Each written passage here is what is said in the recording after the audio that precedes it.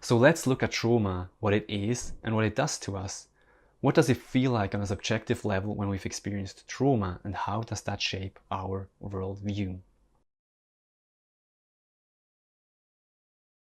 Trauma and the dissociation that comes with it have a huge impact on our subjective experience, the way that we perceive things, ourselves and the world, other people.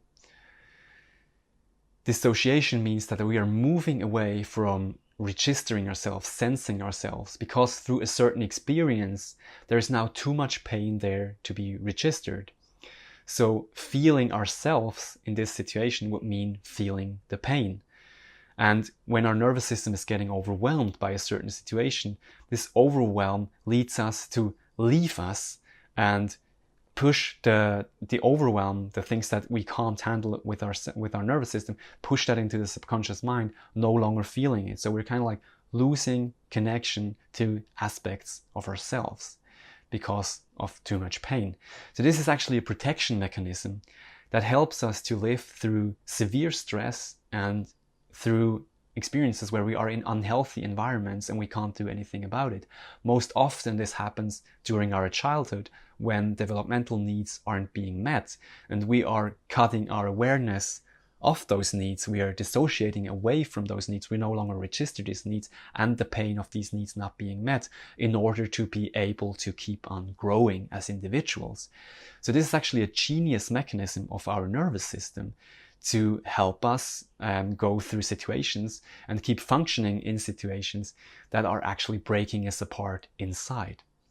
But if we cannot heal from these experiences and come out of trauma and dissociation again and process the pain and the unprocessed feelings that are there, as soon as the environment allows that, we are stuck in an experience that is characterized by these four qualities: a sense of powerlessness, the feeling of isolation from others and from life, the giving away of our power to external authority, and not being in touch with our boundaries.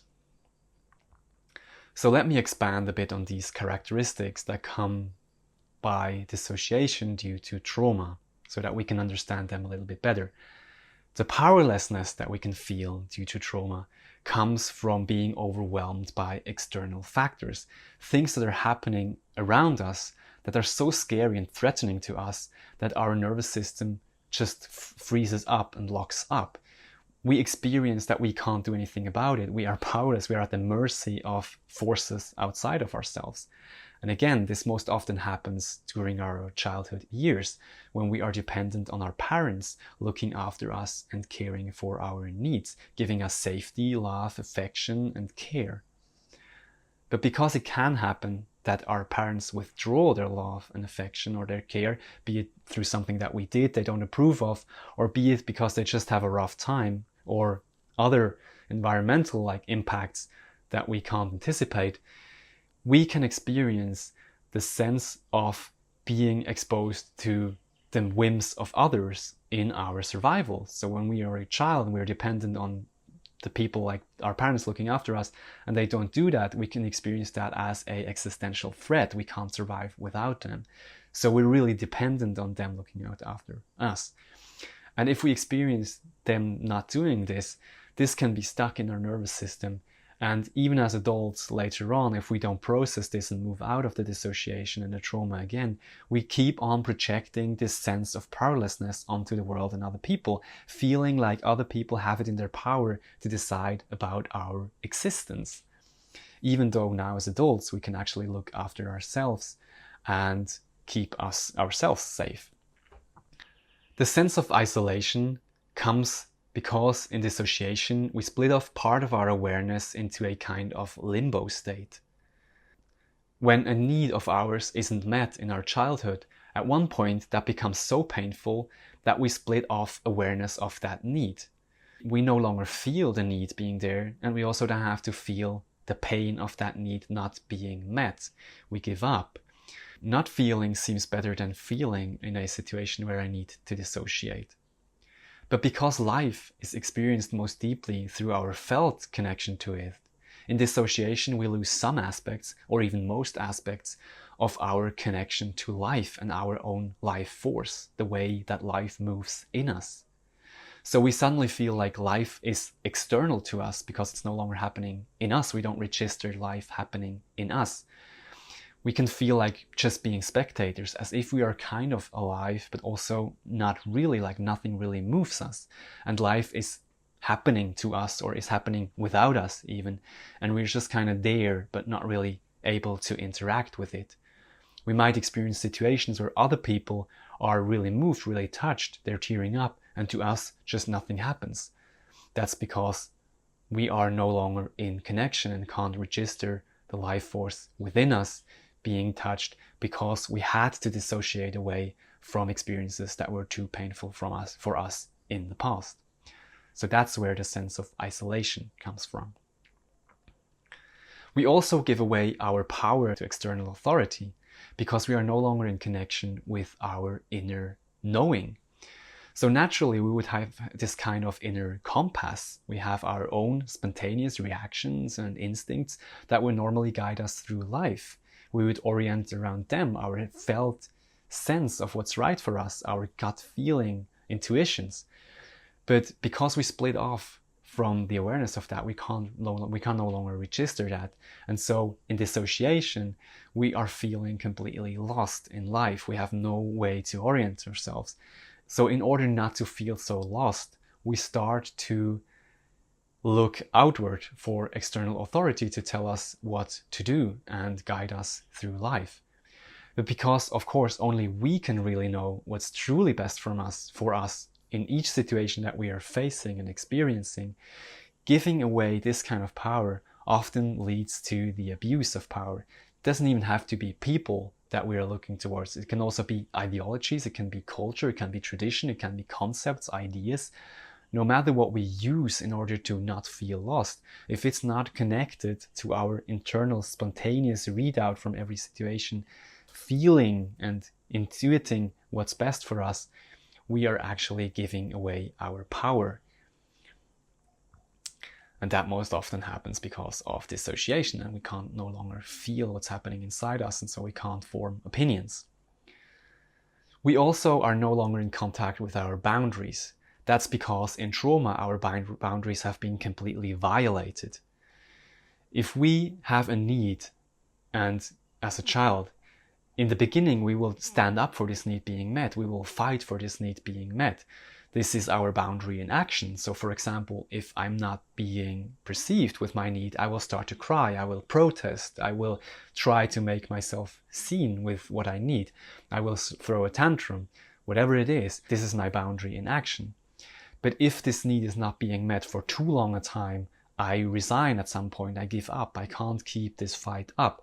And so the dissociation of the trauma is the splitting off of my awareness of the need, of the pain of the need, but also of the boundary around the need. So I no longer am aware of where my boundaries lie because I have no clue anymore. This is all dissociated away from, it's all in my subconscious mind. This leads to me tolerating things. I can end up in situations where my boundaries are being crossed or my boundaries are being infringed upon without me even realizing that this is happening because I have no way anymore to register my own boundaries. So this is a pretty dangerous position to be in. Trauma always leads to people being even more abused because they are more vulnerable to abuse. When we are active in the world, when we act externally, but ignore the inner world and what is happening there with trauma and dissociation, we can end up recreating the powerlessness and the sense of isolation that we feel no matter what we do. So in our effort to create change, be it on a personal or on a political level, we can end up mirroring our internal struggle and end up in a fight against something instead of from the experience of being a part of the bigger whole, co-creating and inspiring the change that we want to see. The thing is that most people are stuck in trauma and dissociation without even realizing it because it's their normality. Trauma most often happens in our early childhood, which is so early that we can't remember any other state than the one we live in. So be it powerlessness, and feeling like nothing that you do changes anything, or overcompensating that and trying to save the world and taking way too much responsibility for everything that is going on. People who are experiencing this aren't even questioning their experience because they can't remember any other way of being. And they just assume that this is everyone else's reality as well. So as I started pointing out earlier, this is actually a huge factor in what is going on globally. A lot of people are giving away their power to so-called political leaders and projecting their hope for positive change on this single individual or a certain party, giving their power away to external places while feeling powerless within.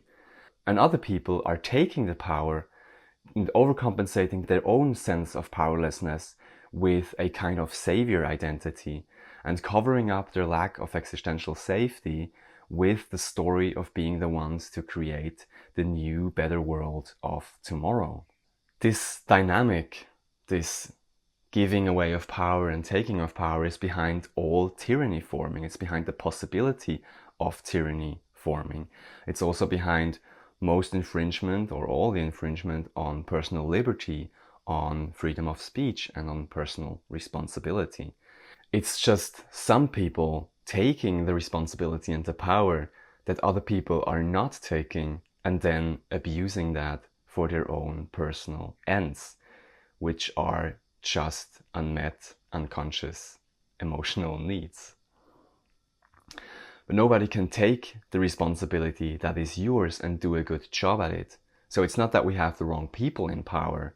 It's actually that we have to take back the responsibility and the power over our own lives and not allow anybody else to decide for us.